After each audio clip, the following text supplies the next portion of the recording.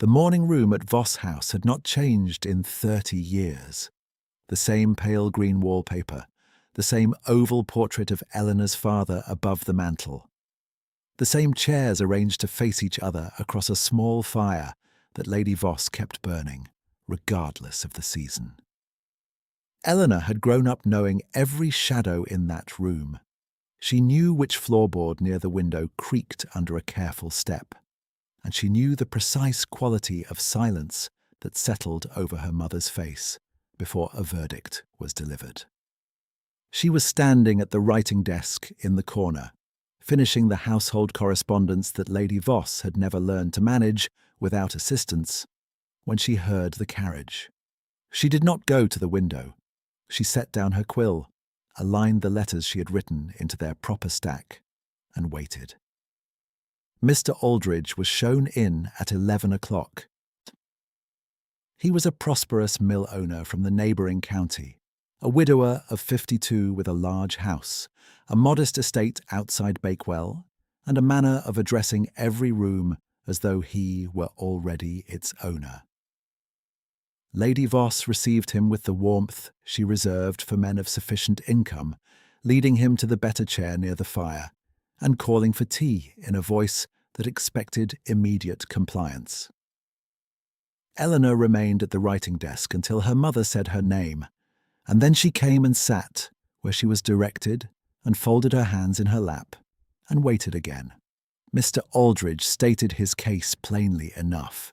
He spoke of the benefits of his establishment, the comfort he could provide, his wish for a sensible and well-ordered household, and his hope that Miss Voss would see the advantages such an arrangement offered a young woman in her circumstances. He did not, Eleanor noticed, say anything about her specifically. He spoke as though proposing to an abstract category of person, a young lady of limited means and adequate breeding, and waiting for the category to accept. When he finished, there was a small silence. Lady Voss looked at Eleanor with an expression that was not quite a command and not quite a plea, but occupied the narrow practice territory between the two. Eleanor said, "I am grateful for your consideration, Mr. Aldridge. I cannot accept." The silence that followed was of an entirely different quality. Lady Voss recovered herself within moments. She thanked Mr. Aldridge for his visit and assured him the matter would be revisited, speaking over Eleanor as though she had not spoken at all. Mr. Aldridge's expression was not wounded, Eleanor observed, only slightly inconvenienced. The expression of a man who had submitted a reasonable offer and been told there was a small administrative delay. He accepted a second cup of tea, spoke about the road conditions south of Bakewell, and departed in good time. The moment his carriage wheels had crossed the gravel and the sound of them diminished toward the lane, Lady Voss turned to her daughter and said, in the quietest possible voice, that Eleanor had made a very serious error of judgment. Eleanor had heard this tone her entire life. She understood it the way she understood the creak in the morning room floorboard, as a fixed and familiar thing, carrying no surprise. She said she did not think so, and she returned to the writing desk, and she finished the last of the letters before her mother left the room. The following morning brought rain, the particular grey Derbyshire rain that settled over the hills like a decision already made. Eleanor put on her walking boots despite it. She had never been able to remain indoors comfortably when there was correspondence awaiting collection at the village post, and the rain gave her an excuse not to take the carriage, which she preferred. The lane that skirted the edge of the Voss property and ran along the boundary of the much larger Ashford estate was unpaved in its final quarter mile, and the October mud pulled at her hem, but the quiet of the morning was worth it. She heard the surveying instruments before she saw the man carrying them. A wooden case of some kind, strapped across a broad shoulder, and a measuring rod balanced in the opposite hand, and a coat that had once been of fine wool and now wore the particular exhaustion of cloth that has been out in many weathers. The man was standing at the boundary marker where the Voss Lane met the Ashford field, consulting a set of papers he had produced from an inside pocket, making notations in a small book with a pencil. He looked up at the sound of her approach. He had a calm, even face, not unfriendly, with a steadiness about the eyes that Eleanor registered and then set aside. "Good morning," she said. "You will be surveying the Ashford boundary." "I will," he said. "There are some questions about the eastern markers. The recent inheritance has raised certain disputes that want settling." She had heard something of this. The old Duke of Ashford had died the previous spring, and the estate had passed to a distant connection who had not been seen in the county.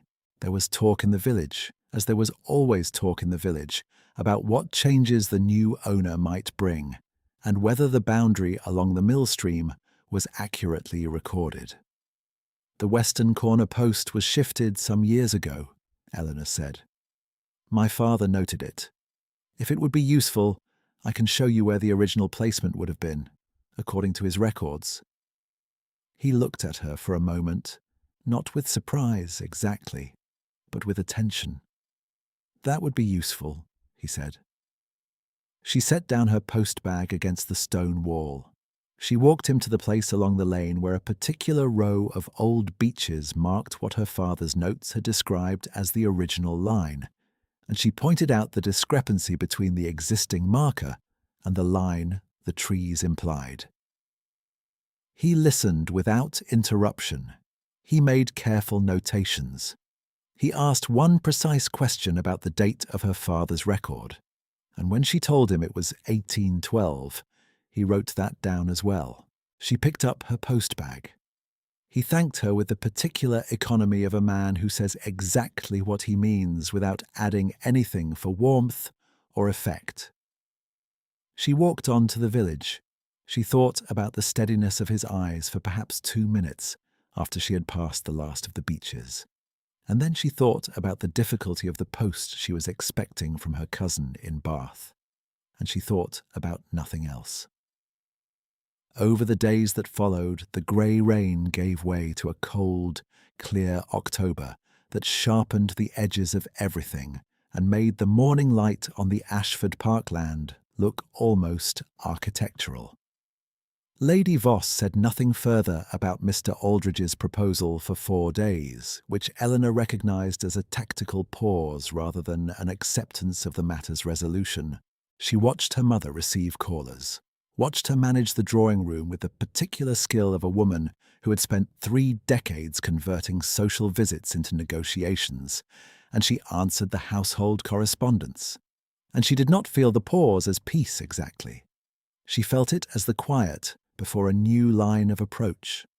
On the 5th day after the refusal, Eleanor went to the Ashford Estate Library. This required some explanation. Old Sir William Ashford, the previous Duke's cousin who had acted as estate caretaker through the long vacancy of the hall, had extended an open invitation to Eleanor years before, in recognition of her father's friendship with the family. The library at Ashford Hall was 3 times the size of anything at Voss House, and Eleanor had spent a considerable number of afternoons in it over the preceding years, with no one to object and a great deal of quiet to recommend it. She had informed the housekeeper, Mrs. Holt, a sharp-minded woman of 60 with steel-grey hair and an economy of movement that spoke of 30 years' service, and Mrs. Holt had always shown her to the east-facing reading room and left her in possession of it. She did not expect anyone else to be there. The surveyor was sitting at the large oak table with a spread of maps and what appeared to be an estate survey from the previous century, making comparisons that required moving between the older document and a set of his own notes with the focused application of a man who had been at the work for some time. He wore the same worn coat. His hands, she noticed, were careful with the old document, turning the edges with a deliberateness that was not carelessness, nor unthinking habit, but something practised and particular. He looked up. "Forgive me," Eleanor said. "I had not understood the library was in use." "It is a large library," he said. "There is no need for either of us to be displaced." She took her usual chair near the window with the particular volume of natural history she had been working through since the previous fortnight. The fire had been built up recently, and the room smelled of old paper and beeswax, and the cold that comes in at old window frames, regardless of how well they are maintained. They did not speak for some time. The sound of his pencil, the occasional careful movement of paper, the turning of her own pages. The light shifted as the morning advanced. At one point, a coal settled in the grate, and they both looked up at the sound, and then both returned to their reading without comment. And something about the ordinariness of it was, Eleanor found, very pleasant. He spoke first, eventually, to ask whether she was acquainted with the natural history of the Derbyshire limestone plateau, having noticed the volume she was holding, and she said she was, to some degree, having walked the edges of it most of her life. He said the geology of the boundary dispute bore some relation to the limestone shelf, which determined where reliable markers could be placed without seasonal drift. She found this interesting. She said so plainly and asked him to explain the specific problem, and he did, with the same exact economy she had noticed on the lane. And she asked 2 follow-on questions, and he answered them, and when she rose to leave an hour later, she had learned something she had not known when she arrived. She thanked Mrs. Holt on her way out. Mrs. Holt watched her go with the expression of a woman keeping something carefully behind her teeth. The second proximity scene was in the village bookshop, a narrow establishment on the high street that smelled of dust and damp wood, and kept its stock in an arrangement that could only be navigated by someone with considerable prior experience of its logic. Eleanor was there looking for a volume on correspondence management that she had been told was expected in the weekly delivery from London. She found, instead, the surveyor standing in the geography section with a slender book open in his hands, reading with the focused inattention of a man who has briefly forgotten what he came in for. He noticed her at the same moment she noticed him, and they exchanged the nod of people who have spoken enough to establish the preliminary geography of each other's company, without yet being properly acquainted. "Have you found what you came for?" he asked. "I have not," she said. "It has not arrived, have you?" He looked at the book in his hands. He appeared to consider whether he had. "Not what I came for," he said. "Something else that seemed worth having." She looked at the spine. It was a collection of landscape essays from the Lake District, from 20 years earlier. Not a professional text. "Do you read for pleasure, then, in the course of your surveys?" she asked. "When the surveys permit it," he said. She found this response interesting in the way she had found his explanation of the limestone shelf interesting, which was to say it told her something, and what it told her was not what she had expected a land surveyor to tell her. She paid for a volume of botanical correspondence she had not been looking for and did not entirely need, and she walked home in the thin, late October light, and she thought again about the steadiness of his eyes. It was 3 days after this that she heard her mother in the corridor. Eleanor had been coming down from the upper landing, intending to collect the afternoon post that had been left on the hall table. She had reached the half landing when she heard her mother's voice through the closed door of the small sitting room, and what stopped her on the stairs was not the voice itself but the word that came through with it. Her name. She did not stop deliberately.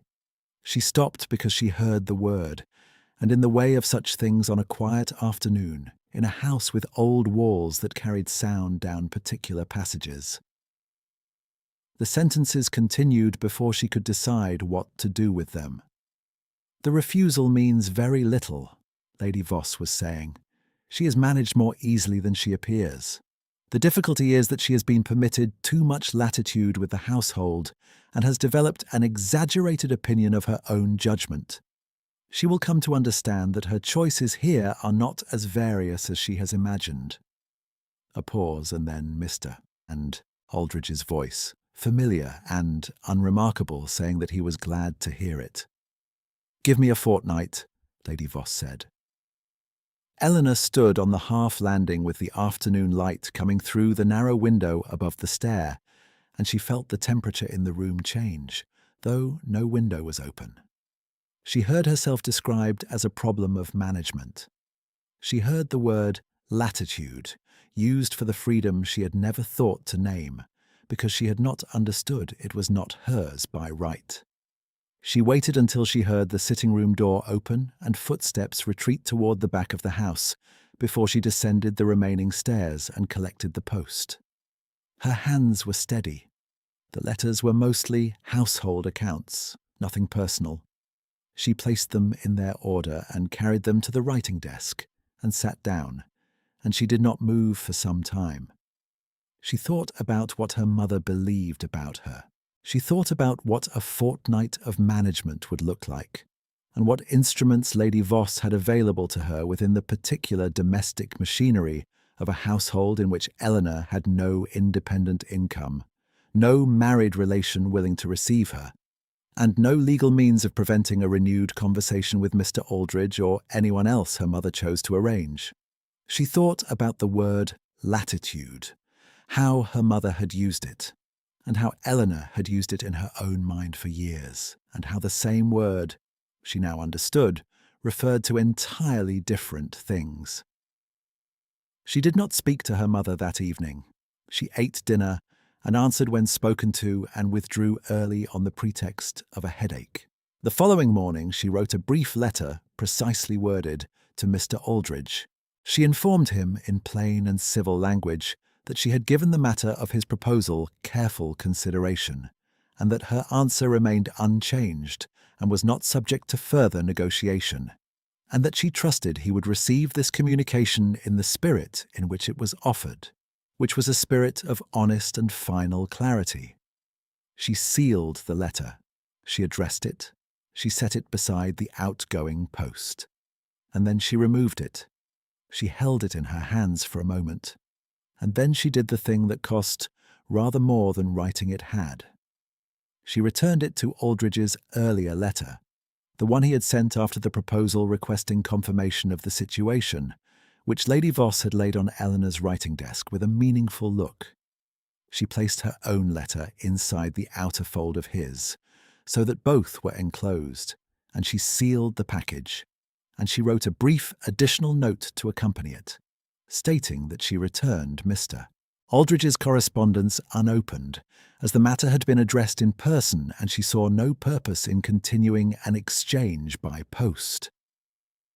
She gave the package to the footman, Thomas, with instructions to send it that morning, before her mother had risen. Thomas looked at the package. He looked at her. He was a young man of 20 with a long face and the particular quality of discretion common to servants who understand that their position depends on it. He said, "Yes, Miss Voss," and carried it to the post without asking anything further. She did not know what her mother would say when she discovered it. She understood that the discovery was only a matter of time, that it would be read as an act of defiance, and that Lady Voss's response would not be quiet or patient. She understood all of this, and she sat with it in the familiar chair at the writing desk, and she looked at the space where Aldridge's letter had been, and she felt, under the particular weight of the knowledge she had gained on the half-landing, something she had not expected to feel. She felt that she had acted as herself, plainly, and she was not sorry for it. The third library visit happened by a kind of unspoken agreement that neither of them had named, which is to say that Eleanor had gone at her usual time on a Tuesday and found Mitchell at the far table again, and neither of them had commented on the coincidence because it was not quite one. They spoke for longer this time. The subject was the history of the Ashford estate boundary, as it had been recorded across 3 separate surveys in the preceding 100 years, which Eleanor was able to discuss more specifically than might have been expected, because she had, over the previous week, gone back to her father's notebooks on the subject and read them through. She told him what she had found. He listened with the attention of a man to whom the information was genuinely useful, and asked her how her father had obtained access to the original records. "He was trusted," she said. The estate was differently administered then, but he had a long friendship with the family, and they permitted him access to documents they did not share with surveyors they had not met. He was quiet for a moment. "Trust given early," he said, "covers territory that formal authorization rarely reaches." She agreed. She said that most of what her father had recorded in those notebooks was not discoverable through any official channel, because it was the kind of knowledge that lived in the habits and memories of a place, in the particular angle of a field gate, or the distance between two old oaks. And no survey could fully capture that without someone who had walked the land often enough to know it. He looked at her when she said this, a look of some duration, though it was not uncomfortable. He said, "You have walked this land often." "Since I was a child," she said. "Ashford grounds and our own together. I know the difference between the feel of the soil near the mill stream and the soil near the north pasture. I could not put that in a legal document." "No," he said, "but it has its weight all the same." She went home through the Parkland gate, taking the longer route because the late November afternoon light was low and orange against the beech trees, and she did not want to waste it. She thought about the way he had listened to her, without the quality of patience in waiting that most people applied to listening, the waiting for their own next sentence to arrive. He had actually listened. She was not accustomed to being listened to, and she was not quite sure what to do with the warmth it left behind, so she let it sit where it was.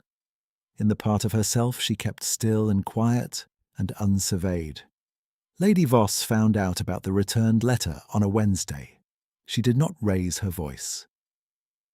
Eleanor had observed across many years that her mother's most serious anger was not loud. It came in very precise, very controlled sentences delivered at a particular, measured pace, and it said the things it needed to say without excess and without retreat. Lady Voss stood in the morning-room doorway and said that Eleanor had acted in a manner that was insulting to a respectable gentleman, damaging to the family's standing in the county, and that the particular combination of stubbornness and ingratitude Eleanor had displayed since the beginning of this affair was beyond what she was willing to continue accepting in her own household. Eleanor said, "I understand." Lady Voss said, "I do not believe you do." Eleanor said that Mr. Aldridge was a man she did not wish to marry, that she had said this plainly from the beginning, and that she had returned his correspondence because she did not intend to receive any further communication on the subject. She said this in the same level voice she used for most things, without adding anything for emphasis or performance, and she held her hands still in her lap. Lady Voss looked at her for a moment with an expression that was, Eleanor recognized, something like genuine bafflement, as though she were looking at a document in a language she had always believed she could read, and discovering, at a late hour, that she had been mistaken. "You have nothing to refuse with," Lady Voss said. "You have no portion, no prospects, and no great attachment anywhere that I have observed. Mr. Aldridge is not a brilliant match, but he is a sound one, and your age makes sound matches considerably more valuable than you appear to understand." "I am 24, Eleanor said. "Precisely," said Lady Voss. Eleanor looked at her mother, and she thought about what she had heard through the sitting-room door, about the word management, and about the fortnight that had now elapsed. She said, "I hope we will speak no further on this subject." And she left the morning room and went upstairs, and she stood at her bedroom window looking out at the lane and the beginning of the Ashford Parkland beyond it for a long time, watching the light change and the cold, clear line of the beech trees against the November sky. It was on the following morning, a Friday, that she made her fourth visit to the Ashford Library, and it was this visit that changed the shape of everything. She arrived at 10:30. Mrs. Holt received her in the front hall, as always, and went to show her through, and they met Mitchell on the threshold of the hall, coming in from outside with his coat still showing the cold of a November morning, carrying his case of instruments and his survey notebook. He was speaking with a young groom about the placement of his horse, and he looked up at Eleanor's entrance with the same still expression she had come to recognize as his version of a greeting. And then the hall door opened further, admitting a second figure, a thin, official-looking man in travelling clothes with a leather satchel, who addressed Mitchell by name, and then set his satchel on the hall table and said he had ridden from Bakewell with the documents from the estate office in London, as instructed, and required only His Grace's signature on 3 pages before he returned. Mrs. Holt's face did not move. Mitchell said in the precise, economical voice Eleanor had known for 4 weeks, "Perkins." One word, even and unremarkable, a warning that arrived a quarter second too late. Mrs. Holt's chin dropped 1/2 inch. She looked at the man she had been receiving as a surveyor, and then at his instruments, and then back at him, and her expression was that of a woman arriving at the end of a very long calculation. She said, quietly and without apparent thought, the word she would have said to the man who employed her, the word that went before the name, "Your Grace." 2 words, that was all. They fell into the front hall of Ashford House and they rearranged everything. Eleanor did not move. She stood in the hall with the cold still coming off her coat and the morning light falling across the stone floor, and she looked at him, and she was not thinking about his coat or his instruments or the worn state of his travelling case. She was thinking about the library, about the care with which he had handled the old documents, about the question he had asked her regarding the date of her father's notes, about the way he had listened. She was thinking about the limestone shelf and the village bookshop and the landscape essays from the Lake District. She was thinking about the weight of the word trust and the particular look she had not been able to name. He looked at her steadily. He did not offer an explanation. He did not reach for one of the practiced social phrases that might have filled the silence. He stood in his own front hall and watched her understand what she was understanding. And he waited. She was the first to speak. "How long have you held the title?" she asked. 7 months, he said. "I inherited in April, along with the boundary dispute and rather more in the way of disputed records than I had anticipated." "And you came yourself to survey it?" "I wanted to know the land," he said. "It is difficult to govern something you have seen only through a solicitor's summary." She thought about this for a moment, the particular practicality of it, the absence of performance in it. She said, "You might have told me." "I might have," he said. The question of when presented itself with some frequency. The official named Perkins was looking at the documents in his satchel with the studied attention of a man who has decided the best contribution he can make to the present moment is to make himself invisible. Mrs. Holt was examining the side table. Eleanor said, "I think you had better send me home now, Your Grace, and give me some time to consider what I have just learned." He said, "Yes," and he did not try to prevent her, which she had not expected, and which she found she respected more than any alternative he might have offered. She walked home through the Parkland gate in the cold November morning, and she thought about 7 months and a coat that had once been a fine wool, and the care with which he had turned the pages of an old document, and she thought about the landscape essays, and she thought about the way a man who is managing a title he has held for 7 months in a county he does not yet know might elect to learn it from the ground, in a worn coat, with a measuring rod and a pencil. She thought that she understood him, and that the understanding was not diminished by the title. It was simply reframed by it. Lady Voss had a gathering that afternoon.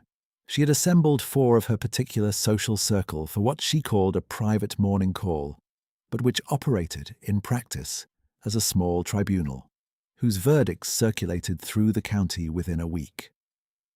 Mrs. Prescott and her daughter from the village, the Mrs. Hartley, and an older woman named Mrs. Calder, whose connection to the local magistrate made her presence at any gathering feel slightly official. They sat in the morning room around the fire, and Lady Voss had already been speaking about Eleanor's refusal of Mr. Aldridge. Eleanor had no doubt, in the framing that placed Eleanor's stubbornness and impracticality at the centre of the narrative. Eleanor came in at 2:30, when the tea was already poured and the conversation already shaped. She had barely sat down when the front door of Voss House was knocked at, with the kind of authority that distinguishes a call of substance from a social visit. Thomas appeared in the morning-room doorway a moment later, looking slightly stunned, and said that the Duke of Ashford was below and wished to call on Miss Voss. Lady Voss's cup stopped an inch from the surface of the saucer. Mrs. Calder turned her head with the alert expression of someone whose connection to the magistrate had never prepared her for this particular development. Eleanor said, "Please show him in, Thomas."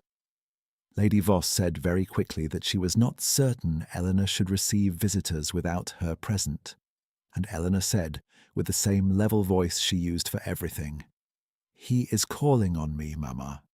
I think you and your guests should remain." She said it with the particular quietness of a person who has spent the morning deciding something. He entered the morning room in a coat that was not the worn surveyor's coat. This one was clearly what it was, dark and well cut, and he carried himself with a stillness that was nothing like the stillness of a man trying to pass unnoticed. It was the stillness of a man who had not required other people's attention in quite some time, and had consequently never developed the habit of seeking it. He was introduced, which was to say that Thomas said the name and the title, and the morning room went entirely quiet. Mrs. Calder set down her teacup. Lady Voss's expression went through several transitions in the space of 3 seconds, and each one was audible even in silence, an entire recalculation conducted at speed. He addressed Eleanor by name and said he had come to ask something, and then he looked at the assembled morning room with its 4 witnesses and its arranged chairs and its fire and its carefully managed social stage, and he said, with the precision that Eleanor now recognized as native to him, that he would prefer to ask it privately if she was willing, and that he would wait in the hall. Eleanor rose. She followed him out of the morning room, and she heard behind her the absolute silence of 4 women who had been presented with the best material of the entire autumn social season, and were now required to hold it without comment until she returned. In the hall, with the morning room door closed and the cold stone floor and the particular hush of an old house listening, he said, "I have been thinking about what I should have asked you earlier." She looked at him. "The better question," she said. Something shifted in his expression, something so small and so controlled that another person might not have registered it. "I would like you to come and see the library at Ashford Hall," he said. "Not as a visitor who has been extended a courtesy. I would like you to come as the person who decides which books belong in it, and what the eastern windows look out onto in the morning, and whether the fire is well managed in November. I would like you to walk the boundary with me and tell me what is not in any document. I would like you to be known as what you are." Eleanor said, "You are asking me to be mistress of Ashford Hall." "I am asking you to be my wife," he said. "The hall is what comes with it. I thought it better to ask plainly the second time." She looked at him for a moment, at the steadiness of his eyes and the particular economy of the words he had chosen, and she thought about the first proposal, the one that had never looked at her at all, and she thought about this one, which was looking at her very directly indeed. She said, "Yes." The morning room door did not open, but there was a change in the quality of the silence behind it, the particular charged stillness of people holding themselves in check. He offered her his arm to go back in. She took it. They entered the morning room together, and Lady Voss rose without quite knowing she had risen, and Mrs. Calder and Mrs. Prescott and the Misses Hartley all performed their own versions of a rapid social reassessment, which produced a great deal of warmth and expression where there had been, moments before, rather less of both. Lady Voss looked at her daughter with the expression of a woman who has been reading a map upside down for some time and has only just turned it over. The recalculation in her face was complete, and what replaced it was not easy to name with any single word, though it contained, Eleanor was quite sure, a portion of something that resembled recognition. Eleanor did not say anything. She had nothing to say, and she knew it. She stood where she had been dismissed, and managed, and measured, and found insufficient. And she stood there now with his arm under her hand. And the morning room's assembled witnesses could read the story themselves, and they did, with obvious thoroughness. He stayed for 30 minutes, drank 1 cup of tea, spoke briefly to Mrs. Calder about the boundary survey in terms that made it clear he knew the land in question rather precisely, and departed with the same deliberate quietness with which he did everything. He said goodbye to Eleanor at the door in a voice intended for her specifically, and she said goodbye to him in the same register, and Thomas closed the front door. The morning room released its breath. Lady Voss said, in a changed voice, "Eleanor." And then she said nothing else, because there was nothing in the available vocabulary of Regency domestic management that applied to the present situation.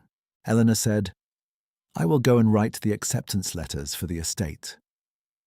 She went to the writing desk in the corner of the morning room, the same desk where she had spent 30 years writing letters for other people's households, and she sat down and drew a fresh sheet of paper toward her and picked up her quill, and the room was very quiet around her.